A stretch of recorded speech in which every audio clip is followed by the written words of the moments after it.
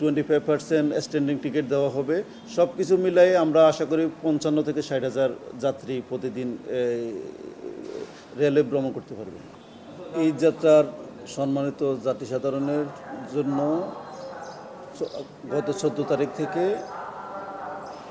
ঈদের অগ্রিম টিকিট বিক্রি করা শুরু হয়েছে এবং সেই মোতাবেক আজকে 20 তারিখ 30 তারিখের টিকিট দেওয়া শুরু হয়েছে এবং ঈদ 31 তারিখ ঈদ হিসেব করে 30 তারিখে সর্বশেষ টিকিট দেওয়া।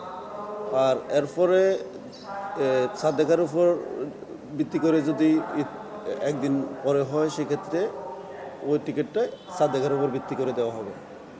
আর 30 তারিখের টিকিটের ক্ষেত্রে আজকে 37 লাখ পিক করছে। সকাল 8টা থেকে 8:30-এর ভিতরে হিট করছে 37 লাখ। আর আপনারা জানেন সকাল 8টা থেকে পশ্চিমাঞ্চলে টিকিট বিক্রি শুরু হয়েছে। সেখানে 15,531 আসনের বিপরীতে 13,640টি আসন বিক্রি হয়ে গেছে অলরেডি। 10:30টার রিপোর্ট। এবার প্রতিদিনের জন্য বেসিক্যালি কত হাজার করে টিকিট ছিল পূর্ব পশ্চিম মিলিয়ে? এবার পূর্ব পশ্চিম মিলিয়ে প্রতিদিনের জন্য বেসিক্যালি টিকিট হলো 35,000 টিকিট। এখন এখানে আবার আরেকটা বিষয় আছে, সেটা হলো এটা শুধু আন্তনগর টিকিট। এই টিকিটগুলো শুধু আন্তনগর টিকিট।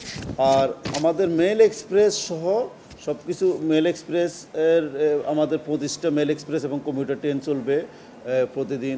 স্পেশাল ট্রেন চলবে, এক্সট্রা গাড়ি সংযোজন হবে এবং 25% স্ট্যান্ডিং টিকিট দেওয়া হবে। সব কিছু মিলাই আমরা আশা করি 55 থেকে 60,000 যাত্রী প্রতিদিন রেলে ভ্রমণ করতে পারবে। আন্তনগরের যে টোটাল টিকিট শতভাগ কি বিক্রি হয়েছে বিগত 6 দিনে? শতভাগ বিক্রি ধরা যায়। শর্ট রুটগুলোতে বিক্রি কিছু কম আছে, অল্প কিছু বিক্রি বাকি আছে, নাহলে সবগুলোই বিক্রি হয়ে গেছে। এবার একটু সেকেন্ড পার্টে যাই। 24 তারিখ থেকে যাত্রা শুরু হচ্ছে, আপনাদের সার্বিক প্রস্তুতির অবস্থা? ইনশাল্লাহ আমাদের সার্বিক প্রস্তুতি ভালো। আমরা সর্বস্তরের চেকিংয়ের ব্যবস্থা রাখছি, কয়েকটা স্তরে চেকিংয়ের ব্যবস্থা রাখছি। আর আইনশৃঙ্খলা পরিস্থিতির ক্ষেত্রে আমাদের আরএনবি, জিআরপি, এপিবিএন আসবে এবং র্যাব এবং সব ধরনের আইনশৃঙ্খলা বাহিনী, রক্ষাকারী বাহিনী ওনারা থাকবেন এবং ওনারা ব্যবস্থা নেবেন যাতে ঈদ যাত্রায় সম্মানিত যাত্রী সাধারণ সুন্দরভাবে নির্বিঘ্নে ওনাদের যাত্রা সম্পন্ন করতে পারেন। 43টি আন্তনগর ট্রেন চালু থাকবে। আন্তনগর ট্রেন পূর্বাঞ্চল পশ্চিমাঞ্চল মিলায়, উভয়াঞ্চল মিলায় সব কিছু মিলে 43টা আন্তনগর ঢাকা থেকে ছেড়ে যাবে।